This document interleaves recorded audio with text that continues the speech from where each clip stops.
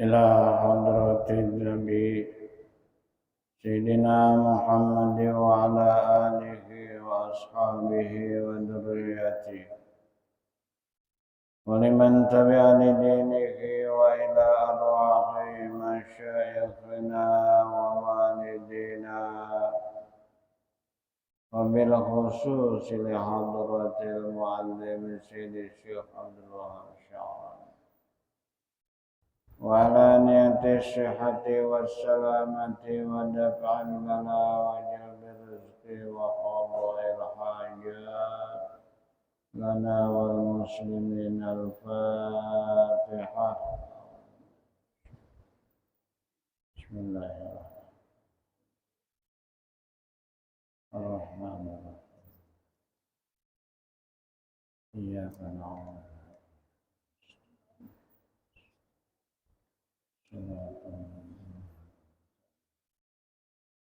غير المغضوب عليهم.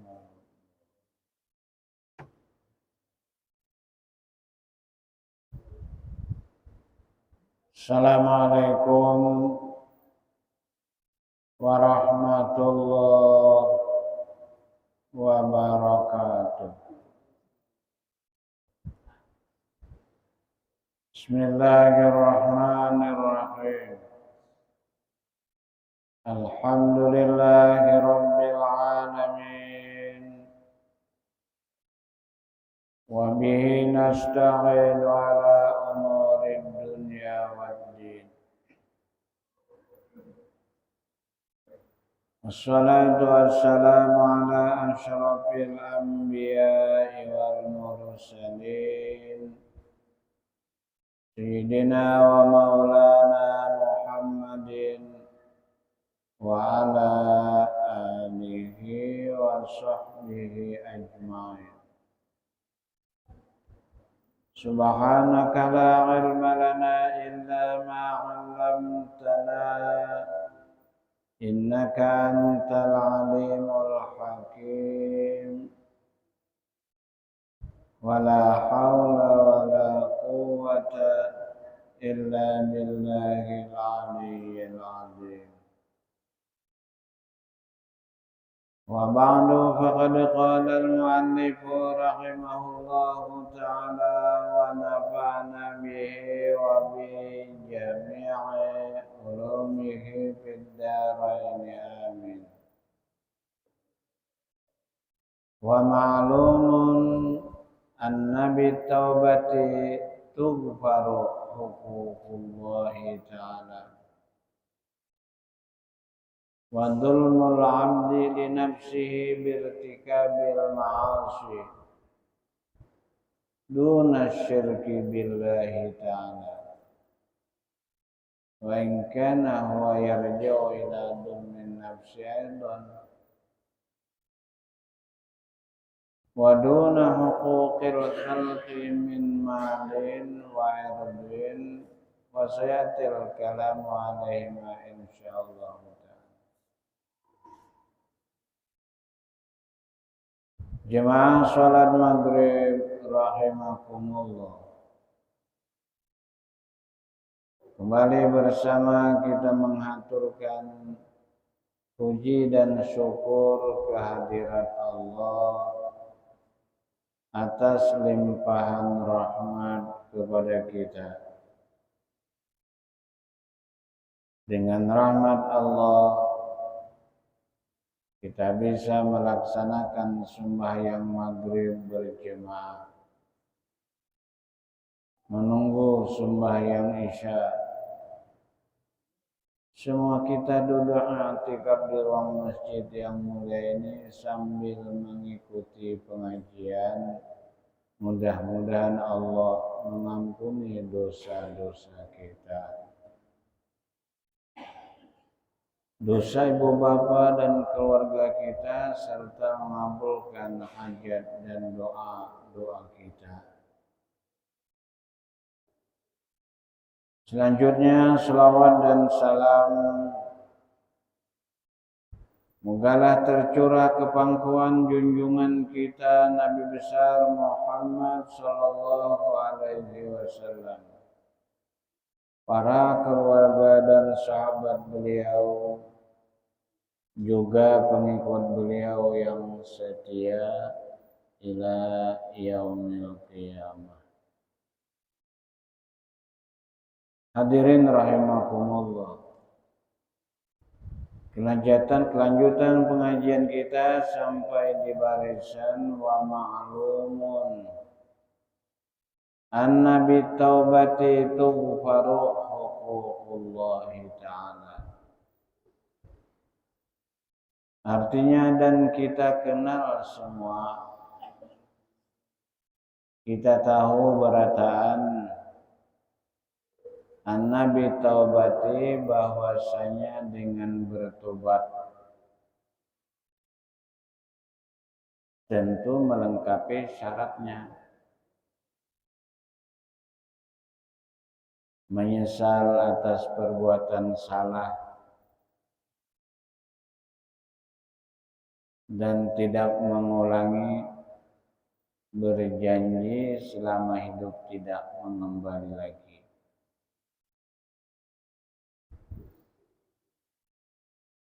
Kalau itu ada di dalam dada kita, merupakan syarat untuk bertobat, tughfaru huququllahi ta'ala, maka diampuni akan segala kewajiban-kewajiban kita kepada Allah yang diabaikan atau yang ditinggalkan, diampuni oleh Allah. Seperti tidak sembahyang, padahal sembahyang itu tidak begitu sulit kalau mendapat hidayah dari Allah Subhanahu wa ta'ala. Orang tidak melaksanakan sembahyang itu dosa, tetapi kalau bertobat kepada Allah Subhanahu wa ta'ala dengan sungguh-sungguh, diampuni oleh Allah Subhanahu wa ta'ala. Kada puasa itu kewajiban dalam hak Allah. Bertobat kita kepada Allah dengan yang berhubungan kewajiban kepada Allah, diampuni oleh Allah Subhanahu wa ta'ala.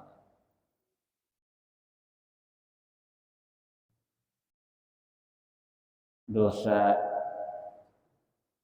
yang berhubungan dengan Allah, kalau kita bertobat, diampuni oleh Allah. Wa dzulmul abdi li nafsihi, dan menzalimnya seorang hamba bagi dirinya,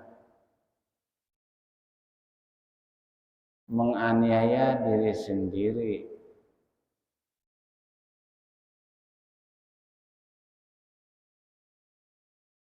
Dengan apa?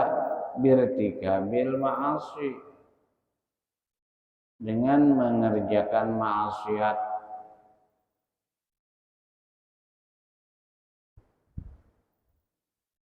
Segala sesuatu yang diwajibkan untuk mengerjakan lalu tidak dikerjakan, dosa. Segala perintah yang dianjurkan ditinggalkan, dikerjakan, dosa.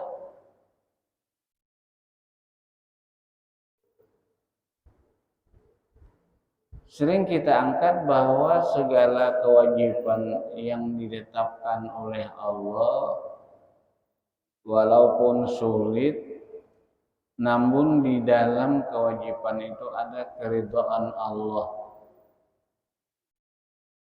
Ada keridhaan Allah. Lalu terhadap kebaikan, mengerjakan perintah Allah, mendapat ridha Allah. Jangan kita mensepelekan kebaikan. Walaupun hanya umpamanya menanamkan rasa kasihan, itu ibadah. Karena kasihan itu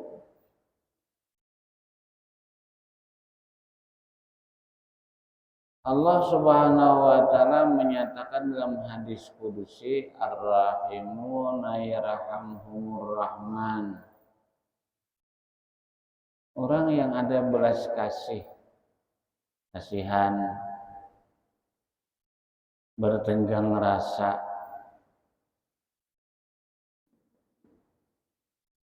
lalu memancing kasih sayang Tuhan. Ar-Rahimuna yarhamhumur Rahman. Orang pengasih, penyayang, penyantun, dikasih sayangi Tuhan. Diperintahkan oleh Allah, yarhamu man fil ardi yarhamkum man fis sama. Kasih sayangi olehmu akan makhluk-makhluk Allah di permukaan bumi. Niscaya Allah yang dalam istilah di atas itu kehormatan kepada Allah, mengasih sayangi kepadamu. Di dalam kasih sayang itu ibadah, terdapat keridhaan Allah. Siapa tahu kita mengerjakan kebaikan, disitulah kita diridhai oleh Allah. Lalu kita tidak berhenti mengerjakan kebaikan itu karena tujuan kita mudah-mudahan kita mendapat keridhaan dari Allah. Seperti sembahyang, mudah-mudahan kita diridhai Allah dengan melaksanakan sembahyang. Menuntut ilmu, mudah-mudahan diridhai oleh Allah dengan melaksanakan perintah Allah. Pernah ulun angkat riwayat di dalam kitab Al-Usquriyah. Di situ Umar bin Khattab diilhami oleh Allah kepada sahabat-sahabat bahwa Umar bin Khattab ini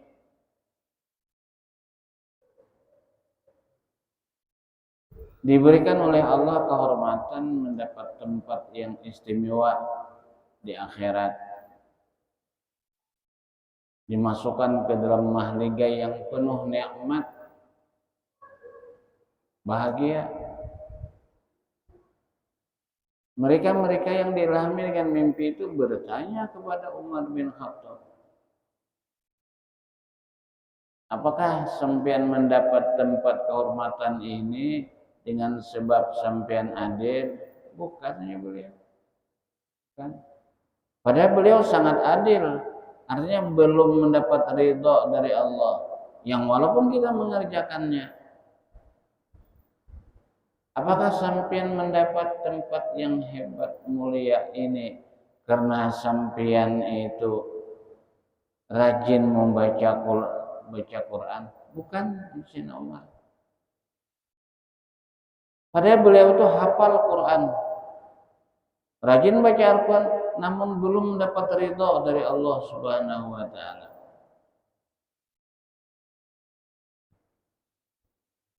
Apakah beliau sampai mendapat tempat yang mulia dan istimewa ini dengan sebab sembahyang malam, bertahajud kepada Allah?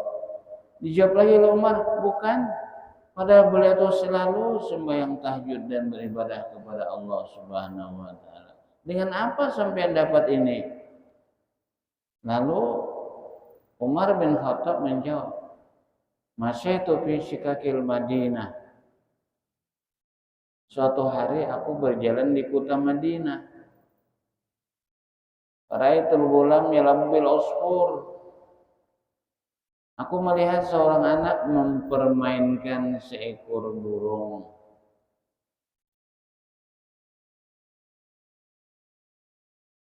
Burung dijarat, dibatis tahun banang, dilepas, bahagia burung.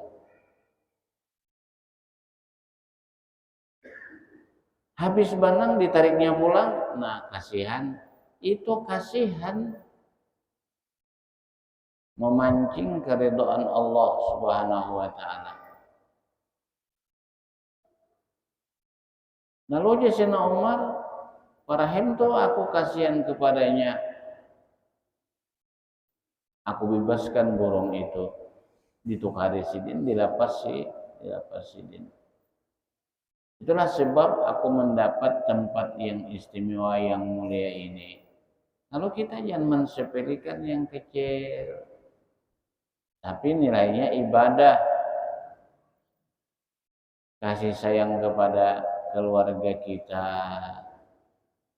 anak istri kita. Bahkan kita tuh kasihan kepada kucing main di rumah kita.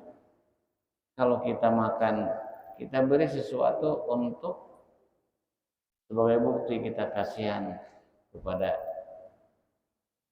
binatang yang kucing itu. Kalau kita kasihan, jangankan kepada manusia, kepada binatang sekalipun dibalas oleh Allah. Lagi-lagi dalam riwayat, seorang perempuan durjana, bejat, pelacur,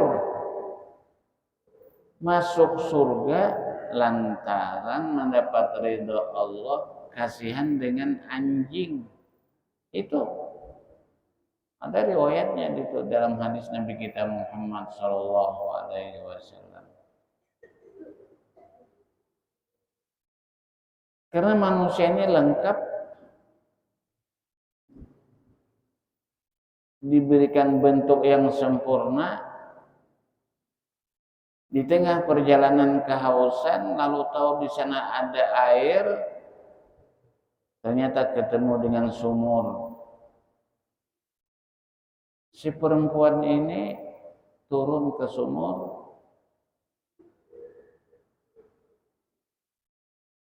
menggunakan anggota, ada kaki, ada tangan.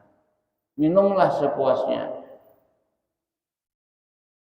Begitu naik dalam sumur, ada seekor anjing menjulurkan lidah. Hendak minum, turun kali bisa. Lalu perempuan itu mengasih kasihan kepada anjing. Turun kembali. Melepas sepatu hop. Dicibuknya banyu, diisinya, diminumkannya kepada anjing itu. Di sanalah dia mendapat keridhaan dari Allah Subhanahu wa taala. Karena anjing masuk surga, cuma karena kucing masuk neraka. Naudzubillah, mudah kita jangan, karena tidak tenggang rasa, ada kasihan dengan anjing, dengan kucing. Kecewa, sakit hati, tersinggung, apakah yang diperbuat kucing? Lalu kucing itu dikurungnya, tidak diberi makannya sampai meninggal dunia, sampai mati kucing. Naudzubillah.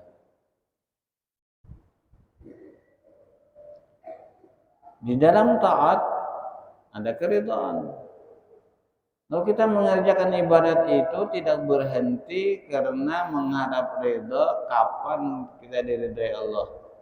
Lalu kita berharap semua diridhai oleh Allah, jangan berhenti sampai mati. Di dalam maksiat kepada Allah ada murka Allah. Maksiat yang macam apapun ada kemurkaan dari Allah Subhanahu wa taala. Lalu kita jangan berani mendekati kemaksiatan. Takut dengan kemurkaan dari Allah Subhanahu wa taala.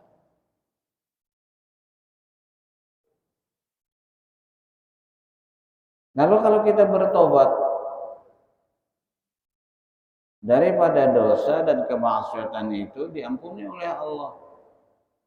Dunasyirki billahi ta'ala. Tidak diampuni dosa kalau menyekutukan Tuhan. Di hati kita ada nang lain pada Allah yang bisa mendatangkan manfaat dan menolak mudarat. Syirik jali ngarannya, menyembah kepada yang lain Allah, kepada benda, ya seperti menyembah kepada berhala, patung atau berhala itu jangankan disembah menyekutukan Tuhan, bandak di rumah aja malaikat rahmat kalau masuk. Gambar, ada sebagian ulama mengatakan gambar itu yang berbentuk lukisan dan ada kalau disentuh itu ada bekasnya. Kalau gambar fotokopi itu bukan. Tapi termasuk gambar yang malaikat rahmat ilmu masuk ke rumah itu ada gambar porno. Porno itu ada macam-macam, ada porno bicara, ada porno aksi, ada pornografi macam-macam itu. Malaikat rahmat kalau masuk ke dalam rumah, nang di rumah itu ada gambar.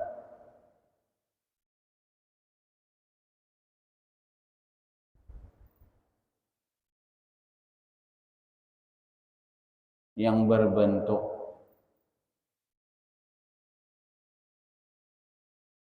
apalagi dianggap itu membawa kebaikan, itu kemusyrikan kepada Tuhan.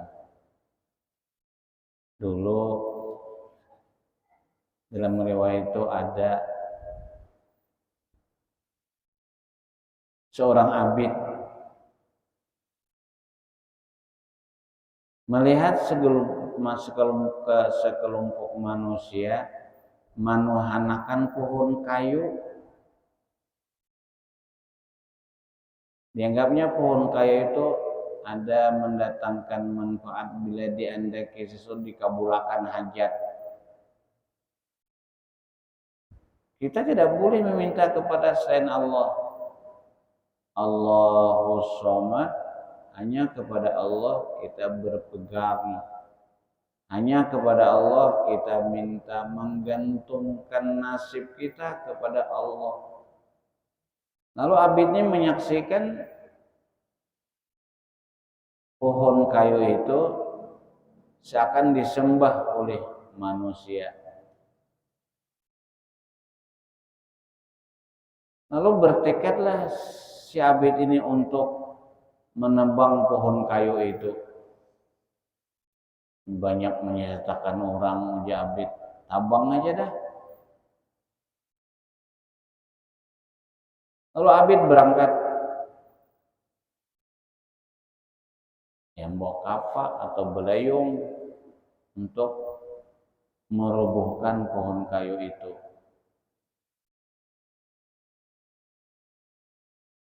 Sesampai dekat pohon kayu itu, ternyata penunggu pohon kayu itu setan. Nah, ini ujian kepada manusia. Setan menghadang dengan abid. Kemana engkau? Nah, kemana ikam?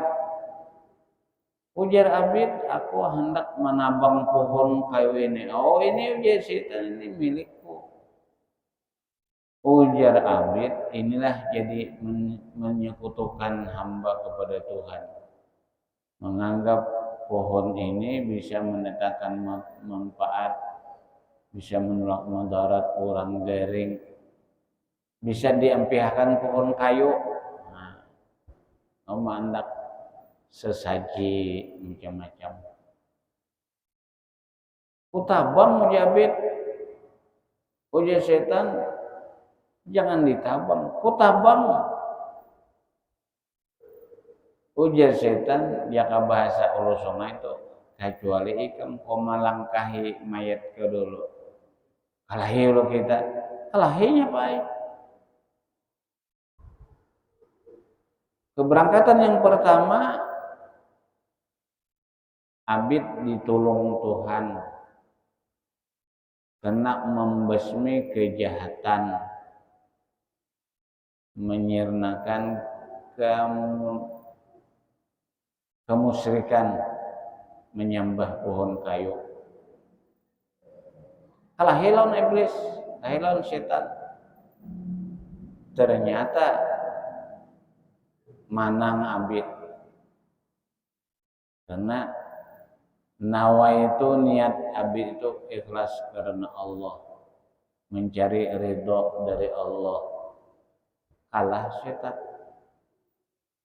Akhirnya Bapak Ibu, setan ini membawa perdamaian.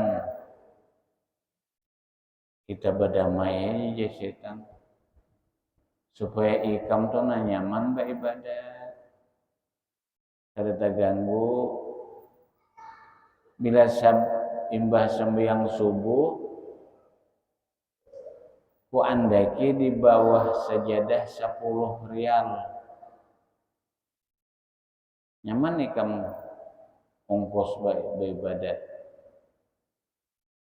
Bujurankah Abid? Nah, coba kan ya, coba kan perdamaian dulu kado saya tabang. Nah, taubah niat hendak mengunting dunia.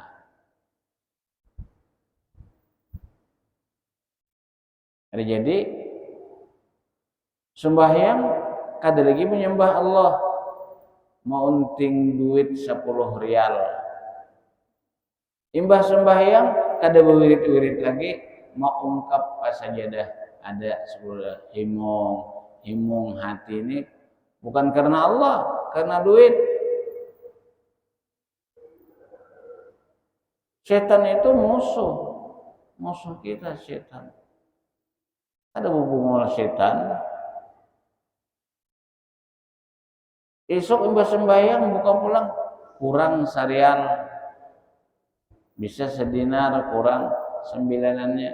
Esok kurang pulang. Akhirnya 10 hari ampih bau duit di bawah sajadah. Ini jaset uja Abid kutabang wujudan kutabang. Para pun kayu dihadang pulang oleh setan. Kalahi pulang. Ternyata kali yang kedua ini kalah Abid. Kenapa? Karena niatnya kada ikhlas. Bukan karena Allah mencari keridhaan Allah, tapi mencari dunia. Kalah Abid. Nah. Duna syirki billah, bukan syirik kepada Allah. Kalau syirik jali itu menyembah sesuatu, menyembah berhala. Kalau syirik khafi termasuk syirik khafi beribadah kepada karena manusia riya. Syirik khafi ngarannya. Akhafu alaikum asyirkul asghar. Yang sangat aku takuti kepadamu yaitu syirik kecil. Ada dalam hati kita. Beribadah kada karena Allah, karena makhluk Allah. Nang lumrah kita dengar penjelasan guru-guru kita yaitu riya. hendak minta puji, hendak minta sanjung, dan sebagainya, dan sebagainya. Wa in kana huwa yarju ila dzulmin nafsi aidan. Sekalipun syirik itu kembali kepada dirinya, tapi syirik itu tidak diampuni oleh Allah Subhanahu wa taala. Walaupun dia bertobat namun masih syirik, tidak diampuni oleh Allah. Wa duna huquqil khalqi, dan tidak diampuni lagi oleh Allah Subhanahu wa taala dosa yang berhubungan dengan manusia. Sengketa dengan manusia itu kada kawan pun itu, kecuali kita menyelesaikan dengan manusia itu sendiri. Misalnya min malin, kita mendolimi akan harta orang lain, ngambil hak orang lain. Itu kalau kita bertobat bisa diampuni oleh Allah Subhanahu wa taala apabila dikembalikan harta orang itu.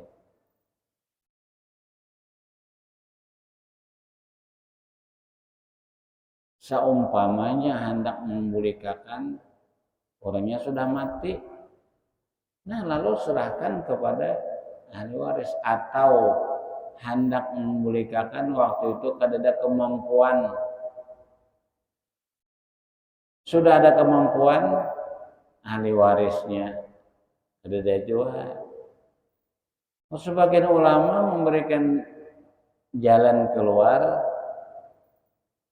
berapa kita menzalimi hak orang lain, mau kita hitung, kita infakkan dan kita sedekahkan dengan niatan pahalanya membayari hutang, tak ambil hak sianu. Bila kita kada kaya itu kena, itu nang ujian Nabi kita Muhammad sallallahu alaihi wasallam, tahukah kamu siapa yang bangkrut daripada umatku? Sahabat itu menjawab, orang bangkrut itu hartanya habis, hutangnya banyak. Bukan Nabi itu, bukan. Nang bangkrut itu jaa yaumul qiyamati wa sawaqal jibal. Dia datang pada hari kiamat membawa pahala kayak gunung ganal benar. Tapi waktu di dunia wadolamahan hada, mendolimi hak orang lain, diambil pahalanya. Wasyatamahada, dan erden, dosa terhadap puji cela orang. Kita jangan masuk kepada orang lain, mawada-wada orang, itu dosa tuh. Tidak diampuni oleh Allah Subhanahu wa taala kecuali kita minta halal, minta ridho kepada yang bersangkutan.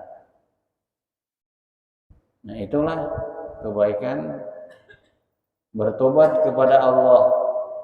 Kalau kita minta ampun, jujur berkata apa adanya, bisa kada mengampuninya.